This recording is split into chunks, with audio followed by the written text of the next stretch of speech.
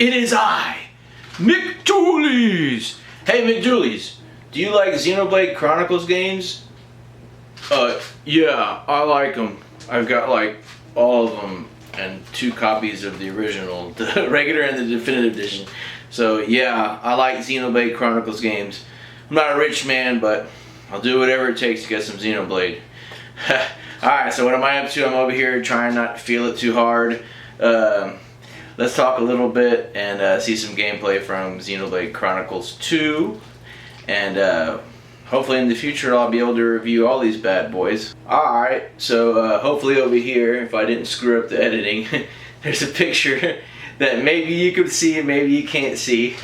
And we'll go over the battle screen so that if you just started the game, or if you want to start the game with a little bit of knowledge, you'll be able to figure it out. Alright, so I got my little list here of 1 through 8. So here you go, let's do it. Alright, number 1 over here, party gauge. So for you get like these 3 bars on the party gauge. The 1 bar, if you have it, you can revive a fallen party member, which is going to happen when you get into a tough battle. You know, a lot of the boss battles aren't incredibly difficult, but if you don't figure out what you're supposed to do the first time around, you're gonna have some fallen party members, and you might have to redo the battle. Dying in this game isn't a big deal anyways, so if you lose a battle, it's like, whatever, who cares? Alright, so if you get 3 bars, then you could do what's called a chain attack, and I'll talk about that more in a minute. Alright, so number 2 on the list right here is the names, the HP of the party members. Number 3 on the list right here is the blades that you have, that the main character Rex has. Number 4 is arts, special attacks available via whatever blade that you happen to be using at the time. You can switch your blades, and so like you'll see one of the they kind of streamline and make it a little bit easy. You'll see one of the little spots like light up, letting you know like, hey, there's some kind of a combo. Whether it be an arts combo, whether you're gonna do like a specials combo, so they give you a heads up, and you know, so keep an eye on that bottom left corner. Number 5 is the special arts attacks duration. So like there'll be an effect on the enemy after you do a special, and you'll see a bar, and the bar starts to go down, and you have a certain amount of time before you hit the next special in order to keep the special art combo going. Yeah, it's a little complicated, not really. They give you baby steps. Alright, so let's go to number 6, the blade combo tree. It'll like show you what combo you need to do next. I think it's very stupid and hard to figure out, but you'll get there. So maybe look at a video specifically about the blade combo tree. You might need it if you're having trouble with figuring it out. But they make it pretty easy. The next combo, I mean, it's freaking, you either hit ZR or ZL, and it's gonna do the next part of the combo. So don't worry about it. Alright, number 7 is the enemy info. Make sure to pay attention to the elemental weaknesses of the enemies. Number 8, press ZL or ZR to unleash a companion special attack.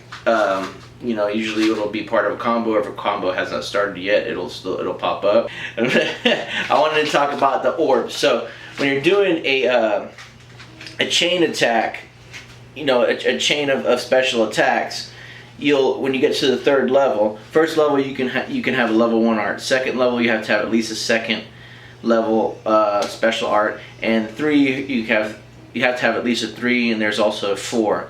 So you build up to you know, you do your first art, then you do your level 2 one. You'll figure that part out. You know, I'm not gonna, you know, get too far into it. You know, this video is gonna be 3 hours long. But yeah, so that's what I wanted to say. Make sure that you get that orb after the 3rd attack in the combo, the special combo, and then you click the start button, or it looks like a plus, and it'll start your chain attack. And then you want to destroy that orb with the opposite element, and that's all I'll say about that. Alright, so the story is like this. You're in Allrest, and Allrest is a world in a sea of clouds. It's beautiful looking. I can't believe it's a Nintendo Switch game. Well, I can and I can't. The art, you know, in the game is pretty cool. It's like watching a Disney movie. It's kind of anime-y, but like even more. Anime was inspired by Disney, as all you know. But this one is like super Disney looking, and I kind of like Disney art, you know. But it's not too Disney to where you're like looking at it and you're like, bleh, you know, Mickey Mouse, you know, it's not Kingdom Hearts. Alright, so the people live on top and inside of Titans. So your name is Rex and you're trying to get back to this place called Elysium that humans were kicked out of for, I guess, misbehaving or whatever. You're a salvager and then you become a driver. And a salvager is somebody, you can do this in the game, and that'll be in the gameplay. You dive down and you grab stuff out of the cloud sea and salvage it for money. A driver is somebody that commands a blade, and a blade helps you in combat. So blades, they actually, every time that their driver dies, which eventually they die, because blades are immortal, but when their driver dies, their memory's erased. It's crazy. And they turn back into like this crystal. You can get crystals in the game to get new blades for you or the other drivers in your party. But yeah, Xenoblade Chronicles 2. I could say so much more about it. It's much more complicated than that, but you need to play it for yourself. I played all the way through X. I don't like it as much as Xenoblade Chronicles X. I'll do a video on that soon. But Xenoblade Chronicles 2 is really, really, really good. I had a problem with the camera and the navigation. The camera would always want to go to your back. Eventually I switched to another controller and then all of a sudden it stopped. So I don't know whether they did an update or whether the controller did so. I don't know what happened. But anyways, in any event, it's a great game. You should definitely not pass it up. It's probably the best RPG on the Nintendo Switch. I haven't played Xenoblade Chronicles 1 yet. The reason I got into Xenoblade Chronicles series was because of Xenoblade Chronicles X. So now I'm playing 2, and then I'm going to play 1, then I'm going to play Torn of the Golden City, and there's a 3 probably coming out, and there's more than likely going to be a remake of X. So I'm super excited. I love it. It's great to discover something that was right there under your nose.